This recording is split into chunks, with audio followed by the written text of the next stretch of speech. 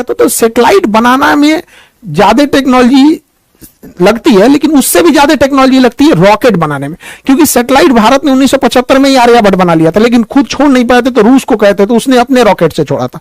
तो हमारे पास PSLV बहुत भरोसेमंद सैटेलाइट है, यह रॉकेट है, यह अब तक 50 सफल अभियानों को कर चुका है, बहुत बेहतरीन है। मंगलयान से लेके ये सब ने बहुत बड़े बड़े सफल कारनामे किए, लेकिन इसके जगह पे कॉस्ट बचाने के लिए इसमें स्मॉल सैटेलाइट लॉन्च व्हीकल हम लोगों ने नया बनाया था और ये बहुत बेहतरीन था, इसने काम भी बहुत अच्छा किया। इसके देखेंगे तो इसके 4 स्टेजेस हैं, मेनली 3 स्टेज है। सबसे बड़ा स्टेज जो है पहला स्टेज है, इसके बारे में पहले समझते हैं। इसकी लंबाई 34 मीटर है, व्यास जो इसकी मोटाई है वो 2 मीटर है, 120 टन खुद इसका भार है। तो अपना भार है, लेके कितना जाएगा तो 500 केजी के सैटेलाइट को लेके चला जाएगा। आजकल 500 केजी में बहुत बेहतरीन सैटेलाइट बन जाएंगे।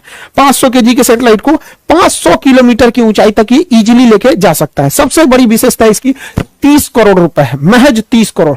जबकि भारत अपना सैटेलाइट जब यूरोप वालों को देता है ना, तो यूरोप वाले उस सैटेलाइट को छोड़ने का 500 करोड़ रुपया फीस लेते हैं। सोच रहा तुम्हें 500 करोड़ रुपया तुम फीस ले रहा है, हम लोग का 30 करोड़ का रॉकेट वे आ गया यहां पर। और ये महज 3 स्टेज का है और एक वेलोसिटी टर्मिनल मॉड्यूल है, यानी टोटल 4 स्टेज का है। सबसे बड़ा स्टेज जो है पहला स्टेज है, पहला स्टेज है सबसे बड़ा। तो ध्यान से समझते हैं इसके बारे में और डिटेल से।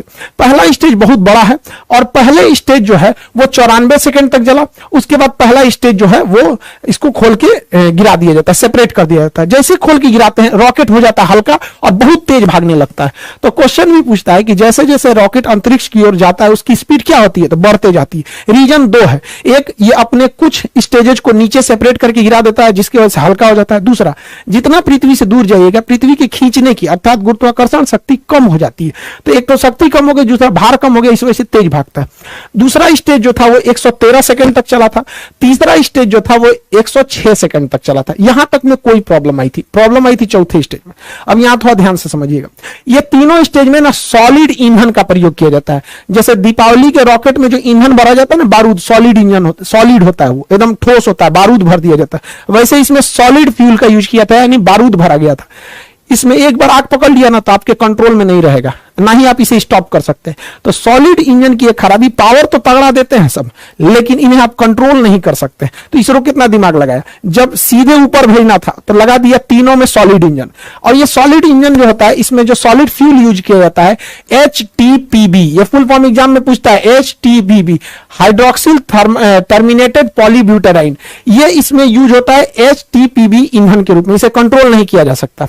तो ये तो अब लास्ट स्टेज एकदम छोटा सा था, एकदम छोटा सा था, उसे महज 20 सेकंड के लिए बनाया गया था चौथे स्टेज को। उसका नाम होता है velocity trimming module, VTM, velocity trimming module. यहीं से गड़बड़ चालू हो गया। इस ससुरा को चलना था चौथा स्टेज को 20 सेकंड के लिए, चला 21 सेकंड के लिए। 1 सेकंड के लिए चला तो क्या हो गया कि ये सर्कुलर की जगह इलिप्टिकल पाथ पर चला गया। जाना चाहिए था गोल, चल गया अंडाकार में, क्योंकि इसका काम होता है स्पीड को बढ़ा घटा के पाथ को मेंटेन करना, जिस वजह से इसका डाटा लॉस हो गया और ये प्रशांत महासागर की ओर गिर जाएगा। यहां पर ये इलिप्टिकल नहीं हो पाया था। यहां पे लास्ट स्टेज में देखिए, जो वेलोसिटी ट्रिमिंग मॉड्यूल होता है वो इन सैटेलाइटों को लॉन्च करने के टाइम उनका एंगल डिसाइड करता है, किसको कितने एंगल पे छोड़ना है, मल्टीपल सैटेलाइट्स को कितने एंगल पे किसको कितना घुमाना है। यहीं पर डाटा लॉस हो गया। ये सारा चीज अपने समय सही से चल रहा था, यहां पे क्या हो गया, डाटा लॉस हो गया। 20 सेकंड की जगह पे 1 ही सेकंड फायर हुआ। इसका मतलब पूरा रॉकेट सही है, कोई दिक्कत नहीं है, बस ये ट्रिमिंग मॉड्यूल में दिक्कत है, एंगल गड़बड़ा दिया था। देखिए एक चीज ध्यान से समझिएगा, जो सैटेलाइट उपग्रह जो होते हैं पृथ्वी के करीब घूमते हैं उन्हें सर्कुलर पाथ पर घूमना पड़ता है, और जो दूर घूमते हैं उन्हें इलिप्टिकल पाथ पर घूमना पड़ता है। तो गलती से इसे जाना चाहिए था सर्कुलर पे, चल गया इलिप्टिकल पे, जिस वजह से ये क्या हो गया, गड़बड़ हो गया अपने ट्रिमिंग फेज में। इसलिए देखेंगे लास्ट फेज में बस ये 20 सेकंड के लिए यही बच गया था, जिस वजह से ये फेल कर गया था। हालांकि लेकिन कोई बात नहीं, हम लोग अगली बार फिर तैयार करेंगे। पहला लॉन्च जो था वो तो PSLV का भी फेल हो गया था, पहला लॉन्च GSLV का भी फेल हो गया था। सचिन तेंदुलकर भी अपने पहले मैच में कहा कोई अच्छा परफॉर्म कर पाए थे, लेकिन ऐसा तो नहीं है कि आगे नहीं किए थे, बेहतरीन काम किया था इस सैटेलाइट ने, बट लास्ट में थोड़ी सी सेंसर खराबी की वजह से यह गड़बड़ हो गया था ट्रिमिंग के समय में। हालांकि इस रॉकेट ने बहुत ही बेहतरीन ढंग से कार्बन लाइन को पार कर गया था। कार्बन लाइन क्या होता है, ध्यान से समझिएगा। पृथ्वी से वह ऊंचाई जिसे आप अंतरिक्ष मानते हैं, उस ऊंचाई को ही हम कार्बन लाइन कहते हैं। कार्बन लाइन के नीचे अंतरिक्ष, कार्बन लाइन के नीचे वायुमंडल यानी पृथ्वी और इसके ऊपर अंतरिक्ष हो जाता है। इसे वैज्ञानिक कार्मन ने दिया था, उन्होंने कहा था कि यह 100 किलोमीटर है, लेकिन अभी इसे अप्रोक्स 80 से 83 किलोमीटर माना जाता है। कुछ देश इसे 80 मानते हैं, कुछ देश इसे 83 किलोमीटर मानते हैं। उसके ऊपर अंतरिक्ष चालू हो जाता है, यानी एक कार्बन लाइन हो जाता है। 1967 में एक समझौता हुआ था जिसके तहत कहा गया था कि कार्बन लाइन से ऊपर का एरिया किसी देश का नहीं है, उसमें कोई भी जहाज, कोई भी सैटेलाइट जा सकता है, और कार्बन लाइन के नीचे का एरिया उसी का है जिसके जस्ट नीचे वह देश है। यानी भारत अपने 80 यानी 83 किलोमीटर की ऊंचाई तक अगर कोई भी मिसाइल जाएगा तो उसे अपने ऊपर खतरा मान के मार के गिरा देगा, कोई जहाज जाएगा तो उसे मार के गिरा देगा। समझा रहा है कि नहीं? तो हमारा एरो स्पेस कितना होता है अपने क्षेत्र से? 83 किलोमीटर। लेकिन समस्या यहां यह आती है कि कोई देश इसे 80 मानता है और कोई देश इसे 83 मानता है। जो 83 मानता है वो तो ऊपर ऊपर जाएगा। अब जैसे मान के चले भारत कहेगा कि हम 80 मानते हैं, अमेरिका कहेगा 83 मानते हो, तो जाएगा। अब भारत चल जाएगा किसी क्षेत्र में 80 में, कहेगा हम तो कार्बन लाइन के ऊपर हैं, तू कहेगा मार के गिरा देंगे, कहेगा एयरक्राफ्ट है ये। तो इसमें काफी असमंजस है, हालांकि इतनी ऊंचाई पे कोई जहाज जाते नहीं है सब यहाँ पे। तो कार्बन लाइन हमेशा याद रखिएगा, एग्जाम के पॉइंट ऑफ व्यू से इंपॉर्टेंट है। यह अंतरिक्ष वगैरह में जितने सैटेलाइट वगैरह रहते हैं कार्बन लाइन के ऊपर ही डाल दिए जाते हैं। इस तरह से जो सैटेलाइट घूमता है इसे कहते हैं पोलर सैटेलाइट, ऊपर नीचे जो घूमता है ये पोलर सैटेलाइट। ये पोलर इसलिए कहते हैं कि ध्रुवीय सैटेलाइट, क्योंकि पृथ्वी के ऊपर और नीचे दो पोल है, north pole and south pole. तो पोल का चक्कर लगाने वाले सैटेलाइट को हम पोलर सैटेलाइट कहते हैं, हिंदी में कहते हैं ध्रुवीय सैटेलाइट। इसमें खर्चा कम आता है, ये सर्कुलर पाथ पे घूमते हैं और पूरी पृथ्वी का चक्कर लगा लेते, निगरानी कर लेते हैं। कैसे? ये तो ससुरा सैटेलाइट वो ऊपर नीचे घूम रहा है, ठीक है, लेकिन पृथ्वी तो ऐसे ऐसे घूम रही है। पृथ्वी कैसे घूम रही है? इस तरह से। तो पृथ्वी जब ऐसे घूमेगी तो अलग अलग जगह का फोटो ले लेगा। जैसे अभी ये यहाँ का फोटो ले रहा है, पृथ्वी थोड़ा सा घूमेगी तो फिर थोड़ा और आगे का ले लेगा, पृथ्वी और घूमेगी तो थोड़ा और आगे का ले लेगा। इस तरह से आगे लेते लेते पृथ्वी के ये घूमने का डायरेक्शन, अभी इस सैटेलाइट का फोकस यहाँ पर है, अब इसे पृथ्वी घूमेगी तो थोड़ा और इधर होगा, ऐसे होगा। तो पोलर सैटेलाइट काफी सस्ते आते हैं और छोटे होते हैं, जबकि जियो सिंक्रोनस सैटेलाइट होते हैं उस ससुरे इलिप्टिकल पाथ पे घूमते हैं और ये 36,000 किलोमीटर की ऊंचाई पर होते हैं। इनको छोड़ना बड़ा कठिन काम होता है। हम लोग इसको छोड़ने के लिए GSLV रॉकेट रखे हैं। तो हमारे पास हर तरह के रॉकेट है, ऐसा कोई बात नहीं है। देखिए हम लोग अभी जो बनाए हैं SSLV, small satellite launch vehicle, ये सस्ते रॉकेटों को छोड़ देगा। PSLV थोड़ा और तगड़ा भेजेगा। GSLV बाप है ससुरा सैटेलाइट सबका, उठा लेता है 2,000 किलो का सैटेलाइट उठा लेता है, 3,000 किलो का सैटेलाइट उठा लेता है। और GSLV Mark 3 दादा है ससुराई, 5,000 किलोग्राम का सैटेलाइट लेकर अंतरिक्ष में उड़ जाता है। तो ये बहुत खतरनाक है। तो हमारे पास हर तरह के सैटेलाइट है, हर तरह के जरूरत के हिसाब से हम लोगों ने इसे बना के रखा है। लेकिन सबसे ज्यादा अगर कोई काम आने वाला है तो SSLV का काम आने वाला है, जो अभी हल्का सा फेल हुआ है, मतलब वो 98% सफल है। उसका एक सेंसर गड़बड़ हो गया था। SSLV की हम इतनी चर्चा क्यों कर रहे हैं, समझिए ध्यान से। एक ससुरा ये 72 घंटा में रेडी हो जाता है, मतलब ये पार्ट बाय पार्ट बन के बना रहता है। इसे कसने के लिए केवल 72 घंटा चाहिए, 3 दिन में रेडी हो जाता है। और इसे केवल 6 आदमी मिलकर रेडी कर सकते हैं और हर हफ्ते इसे लॉन्च किया जा सकता है। हर हफ्ते फटाफट 3 दिन में लॉन्च होगा और समय देख के मौसम ठीक है कि नहीं, सब कुछ ठीक है, लॉन्च कर देंगे। फिर हर हफ्ते इसे लॉन्च किया जा सकता है। महज 30 करोड़ में आता है, 30 करोड़ में। जबकि अगर आप स्पेस एक्स से सैटेलाइट छोड़वाते हैं तो 100 करोड़ तो खुदे ले लेता है। यहां तो 30 करोड़ का पूरा रॉकेटवे है और खाली छोड़ने का 100 करोड़ ले लेता है। अब कोई देश वेट नहीं करेगा क्योंकि हर हफ्ते ये भेज सकता है। जबकि हमारे पास जो PSLV और GSLV है, इनकी खराबी समझिए।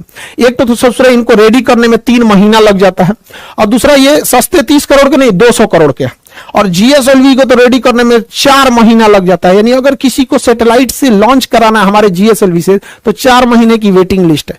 आपको किसी ट्रेन में 4 महीने का वेटिंग मिलेगा तब ट्रेनें छोड़ देंगे उसको। तो इसमें 3 महीना, इसमें 4 महीना, इसका खुद का खर्चा 400 करोड़ है, तो ये तो पैसा भी लेता है ज्यादा। इसी वजह से आज के समय मॉडर्न टेक्नोलॉजी है। मॉडर्न टेक्नोलॉजी में हर चीज छोटा होते जा रहा है। पहले शादी ब्याह में कैमरा करने वाला इतना बड़का कैमरा लेके आता था, अभी नॉर्मल कैमरा आ गया है। तो हर चीज अब छोटी होती जा रही है, हल्की होती जा रही है, और काम पहले से 5 गुना कर रही है। इसलिए अब भारी भरकम रॉकेट की जरूरत नहीं है। अब हम लोग छोटे रॉकेट से भी काम चला लेंगे, अब इतना भारी भरकम रॉकेट की जरूरत नहीं है। तो हम लोगों का मेन फोकस है SSLV पे, और ये पूरी दुनिया में राज करेगा। और इससे ज्यादा, सबसे ज्यादा दिक्कत होगा किसको, तो SpaceX को। बहुत ज्यादा उसको सैटेलाइट छोड़ने की जरूरत है। तो हमारे यहाँ विदेशी ग्राहक बहुत आते हैं कि हमारा सैटेलाइट छोड़ दो, क्योंकि आपका रॉकेट बहुत सस्ता है, हमें सस्ता पड़ता है। तो हम लोग के पास एक पहला लॉन्च पैड था केरल के थुम्बा में, उसका नाम था विक्रम साराभाई प्रक्षेपण केंद्र। तो ये विक्रम साराभाई था। हालांकि हम सबसे ज्यादा यूज करते थे आंध्र प्रदेश में सतीश धवन प्रक्षेपण केंद्र। तो सतीश धवन प्रक्षेपण केंद्र में हम लोगों ने 2 लॉन्च पैड बना रखे थे, 2 लॉन्च पैड बना थे। इसी से जीएसएलवी को भी लाते थे। देखिए ब्लैक कलर का जो होता है वो जीएसएलवी होता है, रेड कलर का जो होता है वो पीएसएलवी होता है। तो इसी में एक में जीएसएलवी बना दिए, एक में पीएसएलवी। तो हमारे पास सतीश धवन प्रक्षेपण केंद्र में एक और था। अभी हम लोग एक चेन्नई में और बना रहे हैं। चेन्नई में अभी इस पे प्लान चल रही है, जैसे हो जाएगा हम आपको बताएंगे। नीचे बनाया जा रहा है। तो हमारे पास टोटल अब 3 लॉन्च पैड होने वाले हैं, 2 तो पहले से थे।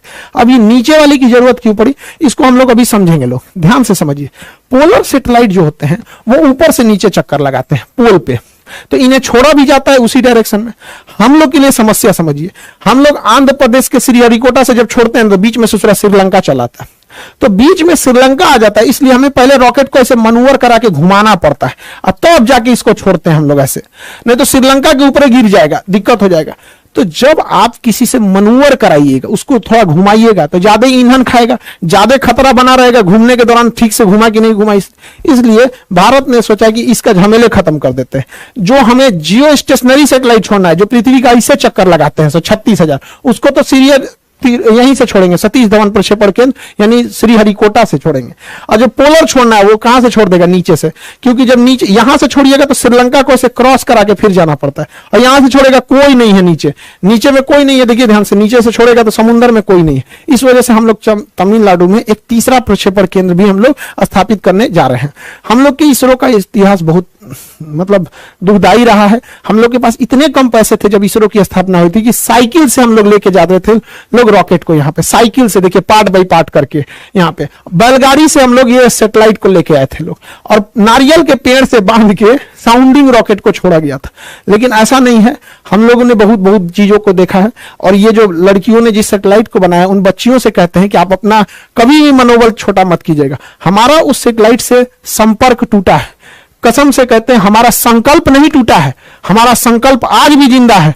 हम यहां से उठ के खड़े हुए हैं। इसरो जो आज इतने बड़े बड़े जो सैटेलाइट देख रहे हैं ना यहाँ पे, ये हम लोग वही हैं जो साइकिल पे लेके घूमे थे। तो हमारा संपर्क टूट जाने से विरोधी हमारे पे हंसे नहीं, हम दृढ़ संकल्पित हैं लोग यहाँ पे। और भारत मां की वो बेटियां एक दिन दिखाएंगी जब अंतरिक्ष में राज होगा वहां पर, ये सैटेलाइट यहाँ पे। और दुश्मनों को सरदर्द के लिए जो लोग अभी पीएसएलवी से, एसएसएलवी से डर रहे थे ना, सुनिए ध्यान से, जीएसएलवी तो बहुत पावरफुल है, ये है पीएसएलवी दुनिया का सबसे भरोसेमंद है। अभी एसएसएलवी सही हो ही गया, अभी एनएसएलवी भी बन रहा है, नैनो सैटेलाइट लॉन्च व्हीकल, यानी 1 किलो के सैटेलाइट को भी छोड़ देगा। Nano satellite launch vehicle 5 crore में, 5 करोड़ में। और इसकी सबसे ज्यादा जरूरत होती है टेस्ला को, स्पेसएक्स को, क्योंकि स्पेसएक्स अपना एक स्टारलिंक प्रोग्राम बना रहा है। इसको अंतरिक्ष में बहुत सारे हजारों सैटेलाइट इसको छोड़ना है अंतरिक्ष में, और नैनो सैटेलाइट इन्हें छोड़ने में लगभग 100 करोड़ का खर्चा आता है एक नैनो सैटेलाइट में। हम लोग का सैटेलाइट हुए 5 करोड़ में, 2 को छोड़ देंगे एक के बार में, होलसेल में काम हो जाएगा।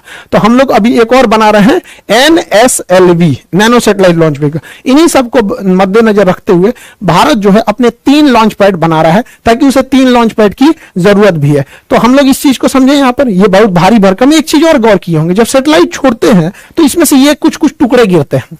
एक्चुअली ये टुकड़े नहीं होते हैं, इन्हें इंसुलेटर कहा जाता है, इंसुलेटर पैड। जब सैटेलाइट खड़ा रहता है ना, तो इसके अंदर जो लिक्विड भरा रहता है ईंधन, वो बहुत ठंडे टेम्परेचर पर रखना चाहिए। तो धूप लगेगा, एक दिन पहले ही टांग के रख देता है, तो ठंडा, इसका सारी गर्मी निकल जाएगी, ठंडाहट खत्म हो जाएगी। इसलिए इसके बाहर में इंसुलेटर का पैड चिपका देता है। जहां जहां लिक्विड इंजन होता है वहां वहां इंसुलेटर का पैड लगा देता है। और जब ये सैटेलाइट ऊपर उठती है तो घर्षण से यही बाहर गिरने लगता है।